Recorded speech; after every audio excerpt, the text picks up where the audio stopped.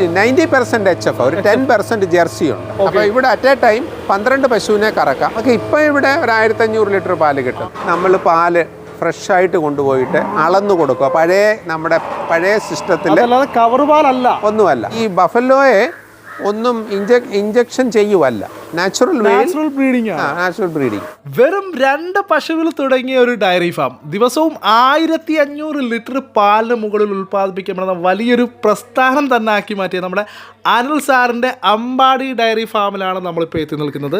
നമ്മുടെ ഈ ഒരു ഫാമിൻ്റെ ലൊക്കേഷൻ വരുന്നത് ചെങ്ങന്നൂരാണ് കേട്ടോ. അപ്പോൾ സാറേ, നമുക്ക് ഇവിടെ മൊത്തത്തിൽ എത്ര സെൻറ്റ് സ്ഥലത്താണ് നമ്മുടെ ഈ ഒരു ഫാം സ്ഥിതി ചെയ്യുന്നത്? ഇത് ടോട്ടൽ നമ്മുടെ 20 ഏക്കറാ ഇതിന് ചുറ്റളവും കിടക്കുന്നത്. അപ്പോൾ അതിൻ്റെ അകത്തുള്ള ഫങ്ഷനിങ് എന്ന് പറയുന്നത് നമ്മുടെ ഫാം ഹൗസ്, പിന്നെ ബഫലോയെ നമ്മൾ രാവിലെ എല്ലാ ബഫലോയും നമ്മൾ അഴിച്ചു വിടും. അതിങ്ങനെ മേയും പോയിട്ട് വന്ന് മൊത്തം അഴിച്ചു വിടും.